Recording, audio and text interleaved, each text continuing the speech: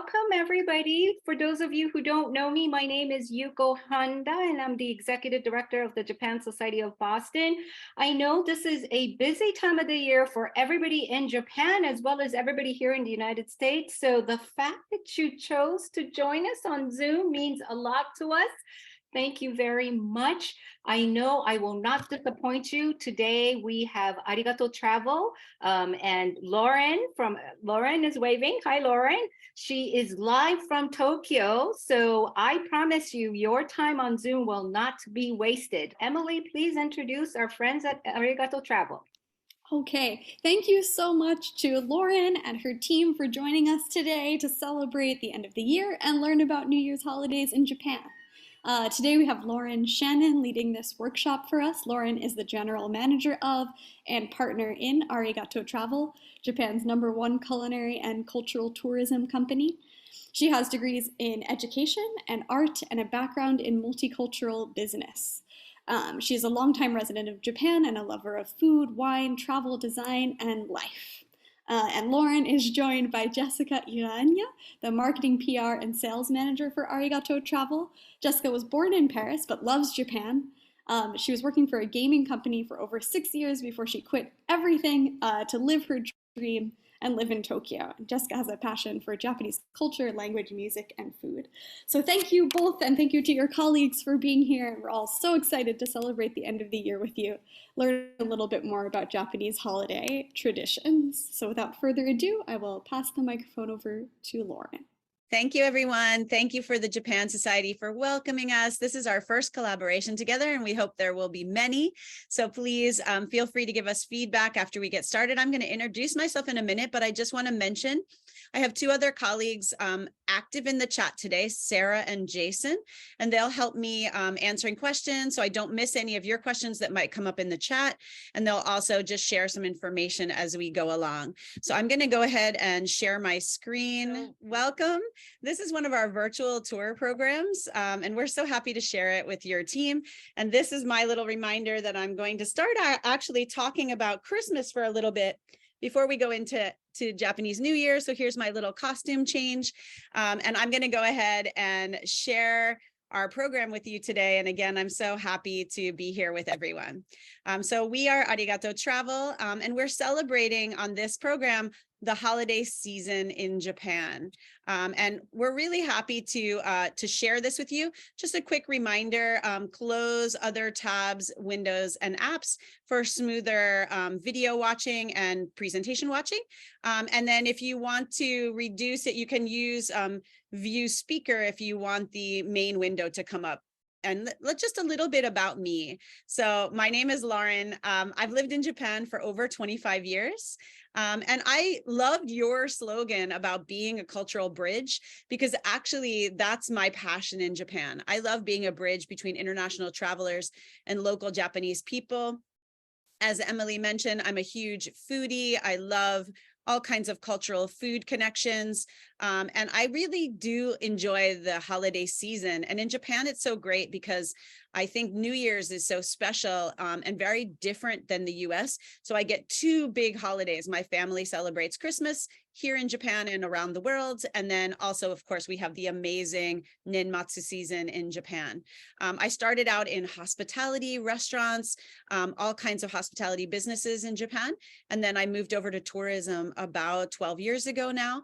And I am with Arigato Travel as a part owner, general manager, and I also still tour guide. So I really try to keep my hands in on all of the business.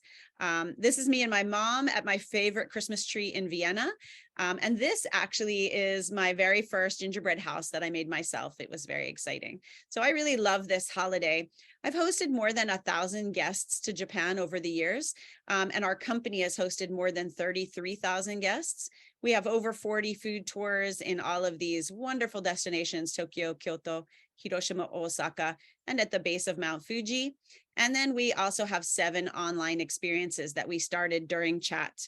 So our little holiday agenda today, we're going to talk briefly about Christmas, and then we're going to really jump into the importance of the New Year's holiday and traditions here in Japan. Don't worry about taking any notes or trying to remember anything. If you're like me and you're a lifelong learner, you may be tempted to try to remember all of this, but don't worry, because the Japan Society is going to have a recording of this. And also we always send a little mini resource pack with all of the highlights that we share in our presentations. And we will send that to the folks at the Japan Society, and they can share with the recording later. So I'm really excited to share with you what we love. Now we're going to jump in and put you to work right away. So I know it's the holidays, but we're not on break yet. So I have a few polling questions to ask you. And we're starting out with the Christmas traditions around the world. So I'm going to share this first poll with you. And I'd love your answer to this question. So on Christmas Day, in what country do unmarried women throw a shoe over their shoulders toward the front door? If the shoe lands with its toe towards the door, she's going to get married the following year. But if the heel points towards the door, she will remain single. So what country do you think has this shoe throwing tradition for unmarried women right before the holidays? This is on Christmas Day. So we'll give you a couple seconds to answer the question. And I'm going to end the poll in just a few more seconds. Just give it a guess. Don't worry. Only about 58% of you guessed so far. Don't be shy. All right. 5, 4, 3, 2, 1. Let's end the poll and share the results. So about 70% of you actually got it right. Very knowledgeable about Christmas traditions. It is in the Czech Republic that there is this shoe throwing tradition for unmarried women to try to, have their predictions for their marriage in the coming year. All right, so I'm going to stop sharing that one and launch a second question about these overseas Christmas traditions. So in Caracas, the capital of Venezuela, how do the citizens go to church on Christmas morning? Give it a guess. Do they go by roller skating, decorated buses and trucks, on foot, or on horseback? What do you think? Give that one a guess. Oh, we're a little bit more all over the map on this one. That's great. All right, 5, 4, 3, 2, 1. Here we go. I'm going to end the poll and share the results. So in this one, only one person guessed correctly. 10% of the people that answered. It is actually by roller skating. And actually so many people roller skate to church on Christmas morning in Caracas that they close down all the streets leading to the main cathedrals and churches. So yeah, we roller skate to church in Caracas. And our third question in this one, this is our last one in this little series, is which of these tree decorations is common in the Ukraine? Flowers in yellow and blue on the Christmas tree, silver and gold spider webs, or tiny messages tied to the tree branches with string? What do you think?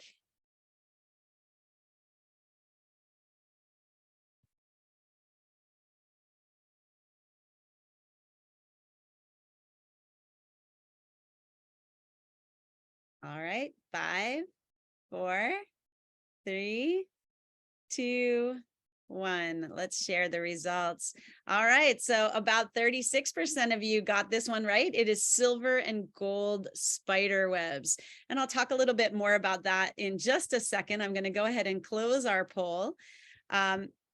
All right, so yeah, that's a little bit. Now, why I do these questions about Christmas traditions is I'm going to share with you some unusual Christmas traditions in Japan, but I like to set the stage that everywhere around the world may celebrate in ways that we find very unusual from where we are. And that's what's so interesting about celebrating other cultures. So going to those Ukrainian ones, this is a great story about, there's an old folk tale about a poor widow and her children that couldn't decorate their Christmas tree, and magically overnight, night, spiders came and made beautiful silver and gold webs on their tree. And in honor of that folklore tradition, this is a very common Christmas decoration in the Ukraine. Two other ones I love to share are, for me, my family is of German descent living in the US. And so we have a glass pickle ornament, very small usually, that is hidden somewhere on the tree. And that pickle ornament is how you have a little game on Christmas morning. The first child who can find the pickle on the tree gets to open a special extra little present. So we do this in my family, and it's very common in Germany. And then this one is quite interesting. Actually, in Sweden, one of the most popular family Christmas television shows is a really like lesser known small Christmas special made by Disney many years ago that was, the star of it wasn't Mickey Mouse, it was Donald Duck. And apparently this is one of the early shows that was imported into Sweden. So everybody watches Donald Duck for Christmas. So let's head on over to Christmas in Japan. So first of all, I love my Christmas samurai kabuki actor here, but we're going to share a couple of interesting traditions. There's a lot of family fun at Christmas in Japan, a little bit of romance, and yes, there is chicken, and I will explain that as we go along. Maybe some of you already know about the chicken tradition in Japan, but let's go ahead and share. So jumping right into it, Christmas is not a main holiday in Japan. It's not a national holiday. In fact, if it's a weekday, we still go to work and school. So this year, Christmas will be on a Sunday, which is nice because everyone is off on Saturday and Sunday. But normally, it's a fun holiday, but it's not an official holiday in any way. The celebration does not have a long history in Japan. Actually, it really picked up after World War II, and it's much more commercial and not religious or very spiritual, but it's still lots of fun. And so let's find out a little bit more. So Japanese Christmas, I mentioned romance. So actually Christmas Eve in Japan is more like Valentine's Day. So this is a special date night. In fact, if you haven't made your reservations for this Saturday night, you will probably not find a great place to have dinner because everybody loves to go out to dinner on Christmas Eve with their special someone. It's a big romantic evening. It's gotten so common that couples go out to restaurants, actually, that there's a few restaurants who have denied couples reservations for the 24th so that family and friends can still go out and not feel like they're in the middle of this dinner celebration of all of these couples. But Christmas Eve is a very special romantic evening. Another interesting tradition in Japan is we celebrate with Christmas cake, not cookies. So we don't really make Christmas cookies here or anything like that, like in the US. We borrowed this Yule log tradition originally from the UK. All of the Christmas traditions are imported, but they followed the tradition of a cake at Christmas instead of cookies. And you can see some really festive decorated cakes here. People order them really early and bring them home to celebrate Christmas. And a lot of them actually feature strawberries. This is the classic Christmas cake, white shortbread, fresh cream icing, and lots of delicious, beautiful strawberries, and then decorated nicely. And actually, strawberries here are not grown in the summertime. There's over 300 varieties of delicious Japanese strawberries, and the season starts in December. So this is why they're grown in big greenhouses. They are super delicious. They have really perfected growing amazing strawberries here. And this is why a lot of the Christmas cakes feature gorgeous, beautiful, sweet strawberries. It's one of my favorites. Another big connection for Christmas in Japan, and especially Tokyo, is Tokyo Disneyland. The Disney company really popularized a lot of Christmas traditions here. They go all out in the decorations. They actually start decorating right after Halloween. So right after Halloween, everything switches over to Christmas. There's Christmas parades. And actually, there's a whole online Christmas gift site where you can give tickets and goods and branded things as Christmas gifts that are delivered right to your intended gift giving recipient. So now I have another little quiz, and this one I just want you to answer in the chat. So where does Santa live? This may seem like an obvious question, but if you can go into your chat and text where Santa's home is, I would really appreciate it. I'm checking the chat now. So Karen says the North Pole. Who else has a guess for me? Where does Santa live? Let's put that in the chat. Yeah, another North Pole, Finland, the North Pole. Where does Santa live? Yoichi-san, thank you for your guess. Anyone else want to put a guess in there? North Pole, Greece. That's an interesting guess. I think Santa maybe summers in Greece. Turkey. These are great guesses. Finland. I'm going to give it a couple more seconds in the chat, and then we're going to jump ahead. All right. So actually, if you live in Japan, Santa lives in Finland. Very enterprising company set up when Christmas started to become popular in Japan, they wanted Japanese kids to be able to write letters to Santa. And so they set up a company that if you sent a letter to this address in Finland, you would get an answer back from Santa. So nowadays, actually, if you talk to any Japanese people, they will say that Santa lives in Finland. And when I actually told some of my Japanese guides that work with us that Santa doesn't live in Finland, if you're from the US, they were really, really, really shocked because they really grew up believing that is Santa's hometown. So another little thing that you can chat about in the chat before we move on is your special meal. As I told you, we really love food in Arigato Japan. So at Christmas or New Year's, are there special foods that you really like? At my family, we really have turkey for Thanksgiving, but we have like a spiral ham for Christmas.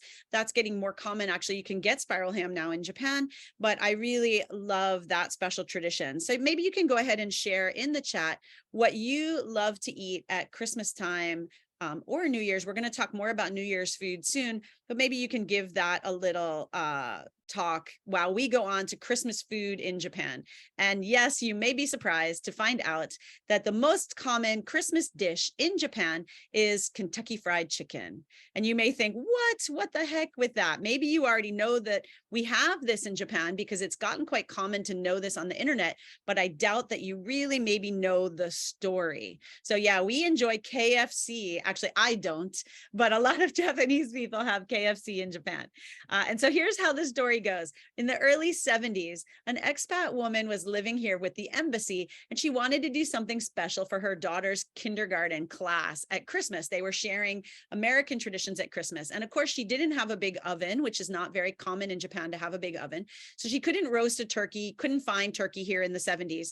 And so she called up a local KFC branch. KFC was already here in Japan, and she called the branch manager and she explained the situation that she wanted to do something special for her daughter's class. And the manager was like, yeah, I can totally do that. But instead of just delivering KFC, he actually came over personally, did a little dance for the school kids, really had a little bit of fun for their party, and it was really, really popular. So word got out, and a few other schools ordered from that same branch for the next year. And then in 1974, KFC kind of owned this tradition, had a great marketing campaign to start to say that Christmas equaled wonderful KFC chicken. So the chicken bucket became one of the largest celebratory dishes, especially with families. And so everyone loves to order KFC in Japan, so much so that an estimated 3.6 million Japanese families treat themselves to KFC for Christmas Day. They go extra wild for Christmas. And in fact, it's so popular that you have to pre-order. Otherwise, you may wait in long lines, or your local KFC may even sell out. So in 2022, the deadline to order your Christmas chicken for this weekend was December 12th. So you got to get your orders in early. And they do a pair set for all those romantic couples that are celebrating romance over Christmas. So you can get this pair set for 2,400 yen. And I was surprised that now they're adding a roasted chicken, although it's quite expensive, 5,890 yen for a chicken, but this has gotten really popular too. Now we love to be a little bit extra in Japan. So one of the really funny things about KFC is in 2020, they released this crazy Christmas burger that had a hash brown on the top that acted like a gravy boat. So yeah, you can really see a little bit of crazy KFC Christmas in Japan. In 2018, they had their all-time high record sales, 6.9 billion yen for the 5 days from December 21st to the 25th. And that was 10% of their annual revenue. So very celebratory. All right, now we're going to turn the page. I'm going to take off my Christmas hat, and we are going to talk about New Year's in Japan. And so I have another polling question for you. Let me pull that on up here. And then let me know, what is the most common thing to do on New Year's Eve, December 31st in Japan? What is the most common thing to do? Count down to the New Year's party with friends at an izakaya, enjoy Wagyu and ise ebi lobster, clean the house with your family to prepare for the coming year, or none of the above. And I warn you, this is a trick question. This is a trick question. So some of you are jumping in here, but actually remember that I said on the 31st. So on the 31st, what is the most common thing to do in Japan on December 31st? I'm going to give it a couple more seconds. I put a trick answer in here, so be careful. All right, I'm going to go ahead and end that poll, share the results. And actually, I tricked a lot of you. So a lot of you said clean the house with your family to prepare for the coming year. And we will talk about that, but that actually should not happen on the 31st. That should already be done. And I will explain why in a few minutes, because we actually start to celebrate the New Year's holiday and prepare really early. So the correct answer, one of you got it right, was none of the above. It is not a big party season. We don't have any special Wagyu and lobster dinner. And although cleaning your home is a tradition in Japan, it actually has to happen before the 31st. And I will explain why as we go along. So let me jump right into our New Year's tradition in Japan. So this whole season is called the Nenmatsu season. And before I go forward, I just want to ask if anyone has any questions. Are there any questions that I can answer for anyone at this point? Anything? You can mark it in the chat if you have a question for me. And if not, I will keep going ahead. Any questions? Looks like we're okay. So I'm going to keep going. So the Nenmatsu season is amazing. And just like I took off my Christmas hat, actually the change between Christmas and New Year's happens like instantaneously in Japan. So this is one of the things I love about being here for the New Year's. I love Christmas in my family. I keep my personal decorations up a long time. But one of the things that's really special in Japan is as soon as Christmas is over, we clean sweep everything and you will start to see very beautiful, natural, elegant New Year's decorations. And it's this nice clean switch to this very traditional holiday in Japan. Japan's New Year's season, the Nenmatsu season, is very active leading up to the New Year's. And then on New Year's itself, it's a more quiet holiday that we celebrate with our family. So we celebrate with family, a little bit with our friends at the end. And the New Year's holiday is roughly 5 days long. It actually, for a lot of people, starts on the 29th or 30th, the 31st, and then it goes until January 5th. This year, I think the Oshogatsu holiday is over around the 4th and 5th, and then people will go back to work. So this is a big, very important, probably the most important holiday in the Japanese calendar. And let's talk a little bit about it. And I'm going to talk about the New Year's traditions kind of in the order in the calendar that they happen. So what's going on right now, even though we're still not at Christmas, this is actually Bonenkai season.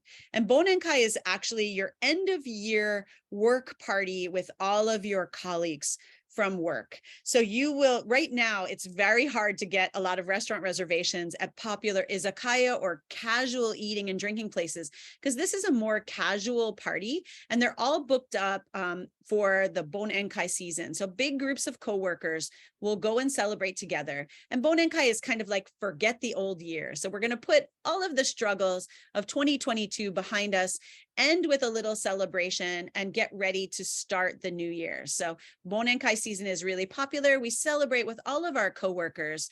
And then at the end, actually, there's an end of party clap, which can be a little challenging because Bonenkais involve a lot of drinking with your coworkers.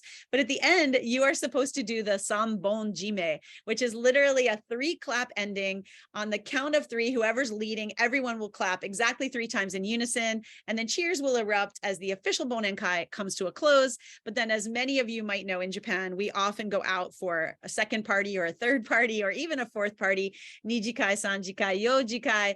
and then end up kind of staying out all night celebrating with our coworkers. So Bonenkai season is really, really popular. And that actually starts anytime in December leading up to the end of the year. But right now, basically starting last week, we starting to hit the peak for Bonenkai, and that will go all the way through to like the 28th. People will have these work celebrations. All right, so going on to the next thing. So I told you we switched the decorations right away. And probably the most common and visible symbol of that is the beautiful kadomatsu.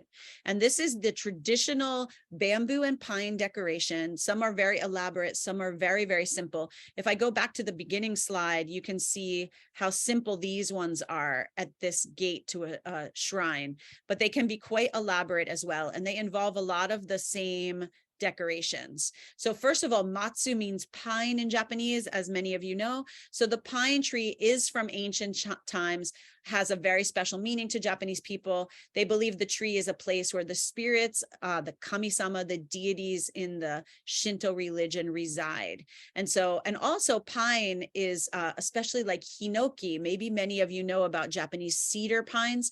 They also are antibacterial. This is why a lot of onsen hot springs are made of pine. So there's this sense of like purity, a beautiful aroma. So pine boughs, just like in other countries for Christmas, pine boughs are a popular part of the decorating, and they are always a part of the kadomatsu.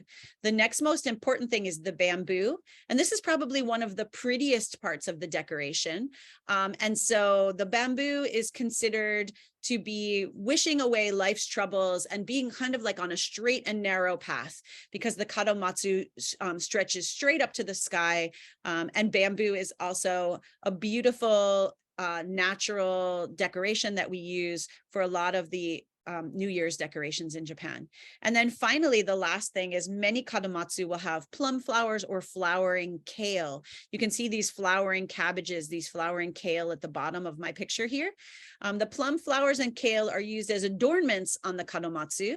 They have good fortune meanings. Everything about the New Year's season is about hoping for good fortune in the new year, both physically, health and wellness, happiness for your family, success for your business. So the plum flowers, they start in Japan in January, February. So they're considered very strong and beautiful and durable.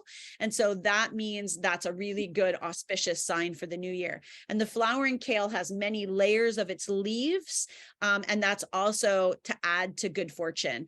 A lot of my guests from overseas are always really surprised to see all these purple and white cabbages or kale as a part of decorations. These are not edible, and they're really beautiful, but it's confusing to people who are visiting. They're like, why is everyone decorating with cabbage? But this is really common. And actually last week, I had the fortune to be in and around the Kyoto area, and I went to visit a farm in Fushimi that is one of the most famous farms for growing this ornamental kale.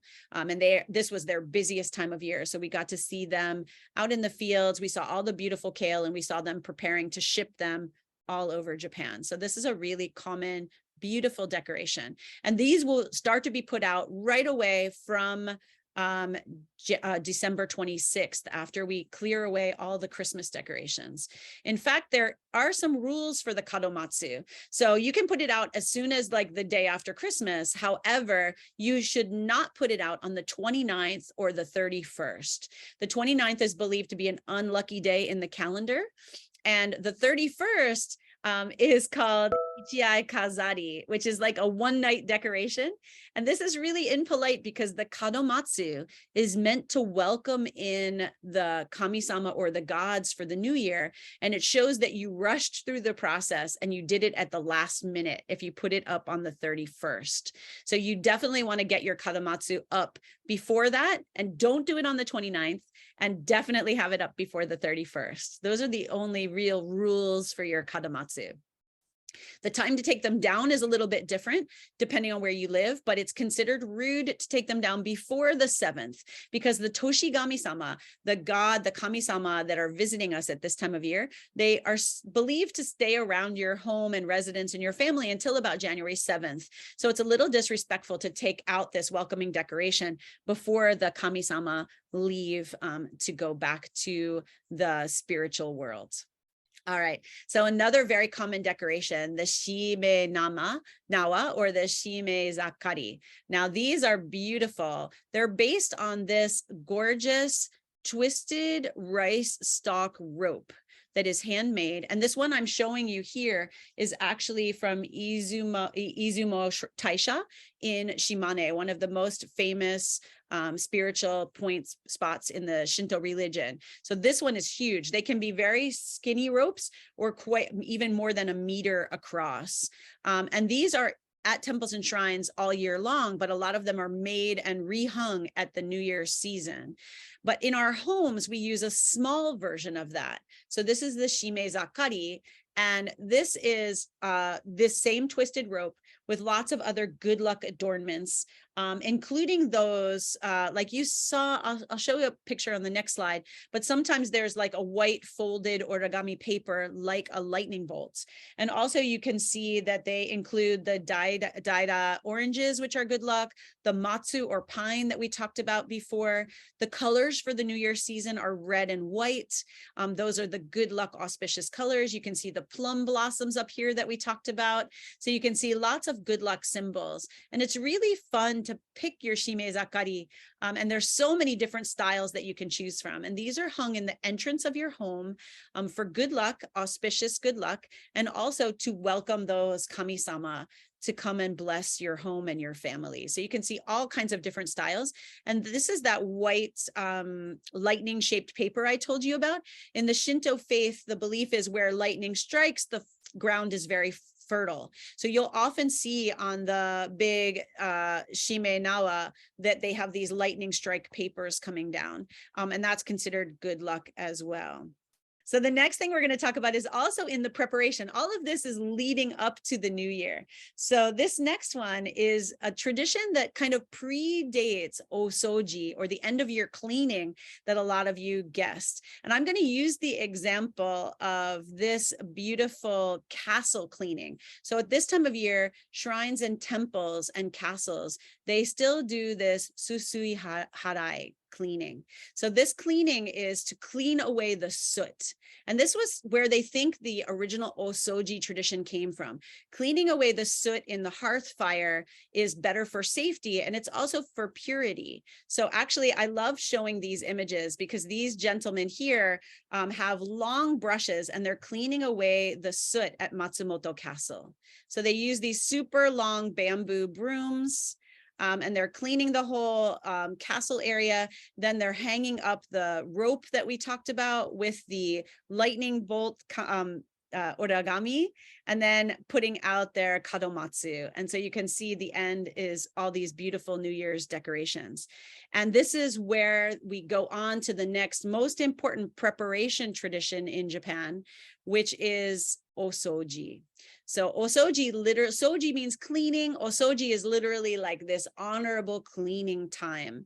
And this is where we're preparing our homes to welcome the kami-sama, but we're also ending the old year and starting with a clean slate for the new year. And actually, this is probably my favorite tradition in Japan.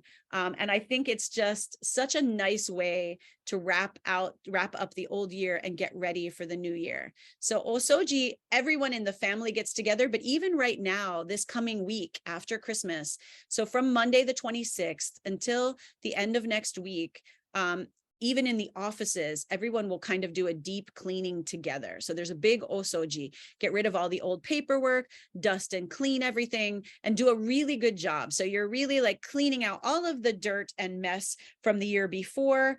And you really want to clear that all away and prepare. And this, I said, goes back to that cleaning away the soot that they're still doing in temples and shrines. And Yoichi-san also reminded me that this is really important. They have a very big ceremonies. I've been to a few of them in Kyoto. This is a very big deal. At all of the many temples and shrines in Kyoto, they do the soot cleaning, like a whole refresh purification before the end of the year. But osoji, we do this in our homes as well. And we also do it at school. So before the school season lets out, all of the kids get together with all of their teachers and school administrators, and everyone does a big cleaning. We clean our yards. If you're lucky enough to have a small garden or yard on your property, everything gets trimmed, everything gets tidied to welcome in the new year and kind of just clean out everything from the old year. In fact, what I really love about the holidays is that this doesn't just mean cleaning up your house. It's also like cleaning up your finances, paying any outstanding debts or bills you have before the end of the year, returning any of your library books, cleaning up your office, getting rid of old paperwork, sending out all your invoices, like clearing everything so that when you come back after the Shogatsu holidays, you have this beautiful, clean start to the new year. And I think it's really reflective, like everyone has a chance to really think about closing out the old year and starting the new year, that would really make a difference in kind of like resetting and really celebrating starting a new year of your life. So I love Osoji season. It's kind of like spring cleaning, but in December.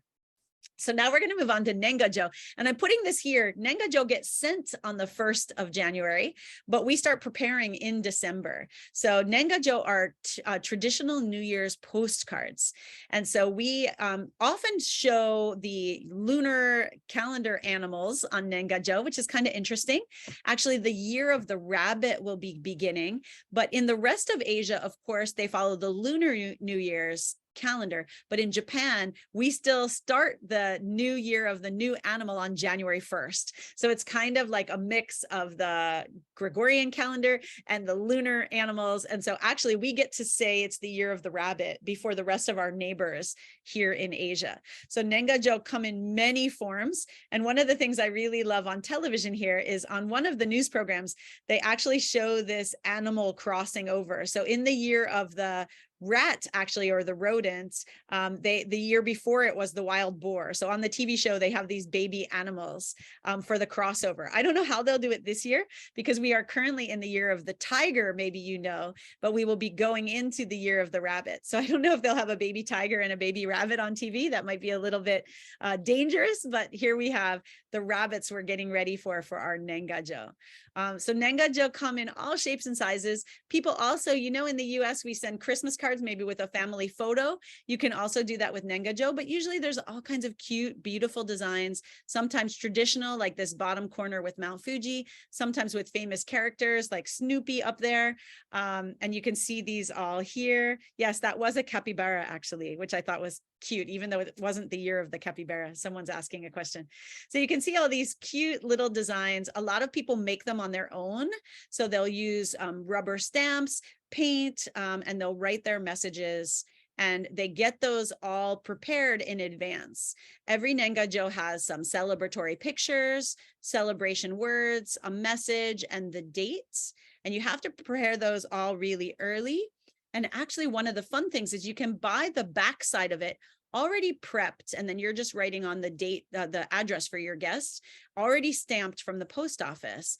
And if you buy them from the post office early, you also are giving your receivers, the people you're sending the cards to, you're giving them a chance to win because the post office does a big lottery. So you'll have a lottery number at the bottom here, this A0036, and the number on the side there.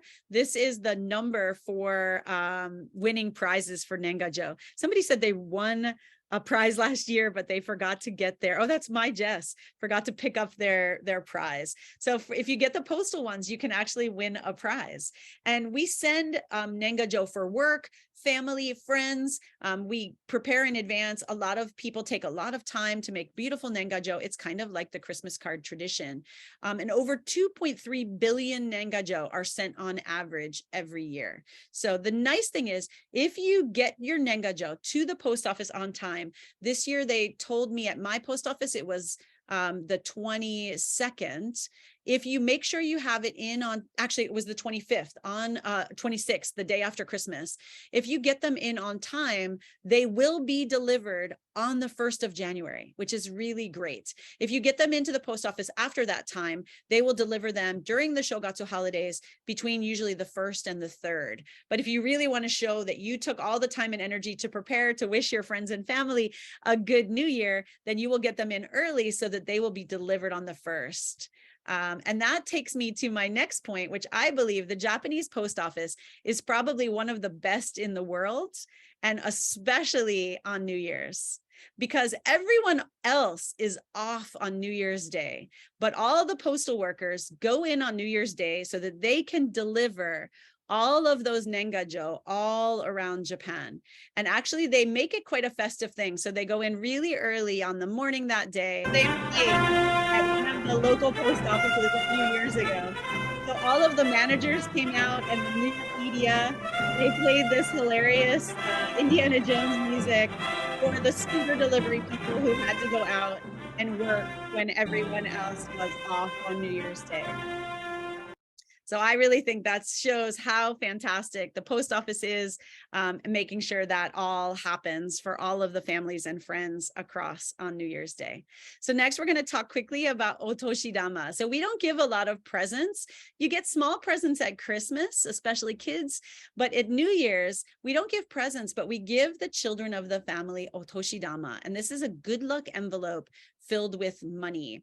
And the money changes in amount from very young kids get smaller amounts to high school kids getting larger amounts. And they're always given in these cute, decorative otoshidama envelopes. And you'll get otoshidama gifts from family who visits, from your parents, from your grandparents, aunts and uncles. And so this is a really nice tradition. And the children who receive, of course, put some of it away for savings based on mom and dad's recommendation, but they also have a little bit of spending money over that New Year's holiday. Another thing we do together all as families during the holiday is go Hatsumode. Hatsumode is basically friends. Sarah just asked, do friends give otoshidama? No, it's usually two children from family members. Hatsumode is the first visit to the temple or shrine area to wish for a good new year. The whole family will go together. Sometimes they get dressed up.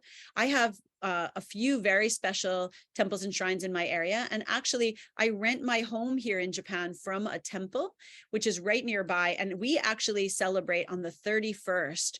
This Buddhist temple does the ringing of the bells, 108 ring the gong 108 times to avoid all of the 108 temptations that affect us as humans going into the new year. But a lot of people will go to shrines or temples and pray for good luck. Meiji Shrine, one of the most famous in Tokyo, sees over 3 million visitors in the first few days of the new year. And Sensoji Temple over in Asakusa sees an equal number of visitors to visit the large temple. But a lot of people also just go to their local temples and shrines nearby. The sunrise, watching the sunrise on the first day of the new year is also really good luck. One year I watched it on a beautiful beach watching the sunrise, but actually one of the most popular things is to see the sunrise over Mount Fuji. And yesterday I was actually in Hakone taking some guests there, and the ropeway manager was telling me that on New Year's Eve, New Year's morning, they open up the ropeway at like 4:30 in the morning so that people can go to the top of the neighboring mountain in Hakone to watch the sun rising over Mount Fuji on New Year's Day. And this is considered really, really auspicious. As you know, Japan is known as the land of the rising sun, and seeing the rising sun on New Year's Day is one of the best good luck things that you can have. And actually, I don't have a slide for this, but I wanted to share one other thing. Does anyone know what the good luck dream is that we should have on the 31st? So there is a tradition that if you dream of 3 special things, any one of these three things, you will get good luck. But if you dream of all 3, it will be a really good year. Does anyone know what those 3 things are? It's really kind of surprising. Does anyone know what we dream of? And this goes back to the Edo era, the samurai era. So those 3 things are what we dream of on the new year for good luck: a hawk, an eggplant, or Mount Fuji. And it's kind of a play on words because the 3 names mean good luck, auspicious things, but they also think it came from the fact that Tokugawa Ieyasu loved Shizuoka and Mount Fuji. He loved eggplant, and he was a falconer, so he kept hawks. So they think that might be where it came from.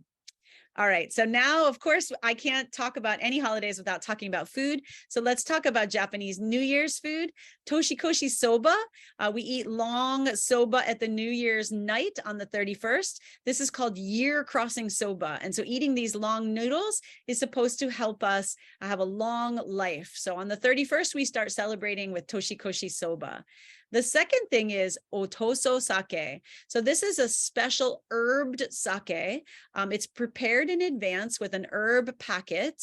And it's, so you can see the packet down there with the matsu on it, the pine tree on it. And it's just this herbaceous chilled sake. And it's served before we eat other New Year's food. The whole family faces to the east, and the oldest person pours sake first for the younger person in the family. And this helps people be free from illness in the new year. It kind of has a little bit of a medicinal taste. And the service is quite beautiful. You can see here serving the sake to your family members. I just included a little GIF of the service style. It's poured in a special way and then handed from one person to another, and then you drink it for good luck. And now we move to one of the most important things, which is osechi. So osechi are these beautiful boxes, lacquer boxes of good luck foods that are prepared in advance. They're prepared in advance and they're eaten at room temperature because mom is also supposed to have time off at the new year. So she's not supposed to be making a lot of elaborate foods for everyone to eat when they come and visit each other's houses, when the family comes to visit. So osechi is prepared in advance. The most expensive osechi was celebrating the 180th anniversary of Takashimaya. And it was served in a gold box, 18 karat gold box for the 180th anniversary. And it was all the beautiful auspicious foods, but it sold for over 18.9 million yen or $182,000. That was the most expensive osechi sold at Takashimaya when they celebrated their 180th anniversary. All of the osechi elements have good luck meanings. These are just a few of the examples. The bitter orange, datemaki, which is a special kind of sweet rolled omelet, black beans, sardines, kuromame, the black soybeans stand for good health, lots of different beautiful traditions. Each ingredient has a meaning based on the color, the shape, or the name, and they all bring good health and luck for the new year. And then our next one of my favorites, is ozoni. So ozoni is a special soup made with mochi and red bean. Depending on where you're from, ozoni comes in sweeter styles, more savory styles. Everyone has their own special ozoni. And then also, this is kind of a food and kind of a decoration. So kagami mochi is this beautiful stacked set of rice cakes with all of those same good luck elements that we talked about. Actually, the shape of this is thought to reflect the bronze mirrors that wealthy families would have had, showed status. So this is the back of a beautiful bronze mirror. And this was the sort of same shape as the mochi cakes. And you can see a beautiful handmade one there, kadomatsu, the mochi, the good luck orange. And after the new year, we break those open, and that's part of what we put into our ozoni is those rice cakes. And of course, we can't have rice cakes without making the pounded mochi. So there's a lot of people get together over the new year and they do mochi pounding as well, leading up to and during the New Year's season. This is a traditional way of pounding the sticky rice to make mochi. It's kind of a little dangerous, actually. It's usually a two-person job. And these folks in Nara got famous on YouTube for this speed. This is not speeded up for the video. So these two guys are pounding matcha mochi in Nara, and they got quite famous in the new year for being on YouTube for doing this. Now, after we get all of this food and we've hung out with our family and friends for the new year, you know, we have our little otoshidama extra spending money. Holiday shopping is one of the next most popular things. So the New Year's holiday is like 5 or 6 days long. At days 1 to 3, we stay home usually, but usually on January 2nd forward now, there's a lot of shopping madness. You're spending all that otoshidama, but we actually have this great tradition called fukubukuro, and we're going to talk about that in a minute. This is fun with friends too. So fukubukuro is like a good luck bag. So you basically don't know what's inside. It's a way of the stores clearing out old inventory from the old year. But what they promise you, this might not work in the States because you'd be afraid of what you get, but all of the stores promise you that the value of the bag that you buy, the things inside will be more than that value. So the bags can be 2,000 yen, 5,000 yen, 10,000 yen, over $100. Japan used to be famous for doing a $300 fukubukuro, and you could even get a computer inside some of them. So it's really, really fun.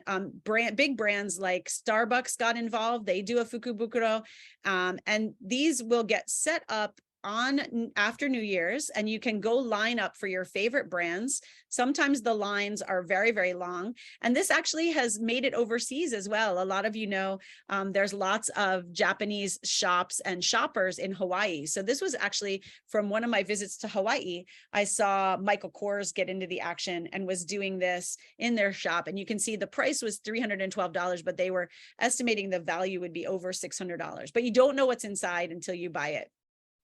And so I have another little quiz for us here. This is my last one of the day. So the record-breaking most expensive fukubukuro, how much do you think it was? And just a hint, this was at a jewelry store in our most posh neighborhood of Ginza.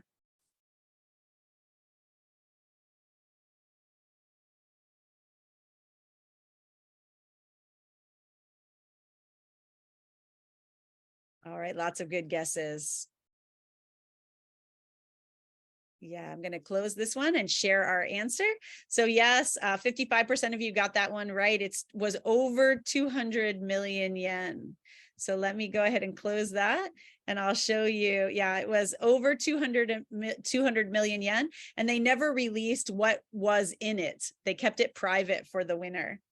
This is some of the lineup at La Fore before COVID. These are all people waiting to go in and buy their fukubukuro. And lots of young teenagers go and do this. And one of the fun things they do afterwards is they go to lunch together after, open up their bags and trade for whatever they did or didn't want from their bags. So it's kind of a fun activity. The next really fun thing we do is illuminations all over Japan, starting in November and going all the way till February. There are beautiful illuminations areas where you can go see the light up decorations, not just for Christmas, but all through. This is a great illuminations map of famous illuminations around Japan. And one of my favorite ones just outside of Tokyo in Yamanashi is this beautiful one at Fuji-Q, the big amusement park. They decorate it with beautiful lights at that time of year. And another very famous tradition is kite flying during the new year. This is called takoage. This was back in the Edo era when you couldn't go shopping or play video games. People flew kites for the new year, and it was a really popular activity. So that's taking us to the end of our time here. I want to share with you how we greet each other during the New Year's season. So first of all, before the new year, this is what I would say to all of you. If I'm not going to see you before the new year begins, but I want to tell you to have a great new year in the future, I would say yoi o toshio. Have a happy new year. So this is before the greeting of New Year's. So from December all the way through until January 1st, this is what we would say to each other, yoi toshio. And then when we get to the New Year's Day and I see you in the new year, I'm going to say, akemashite omedetou. Happy New Year. Instead of have a happy new year, it changes to akemashite omedetou.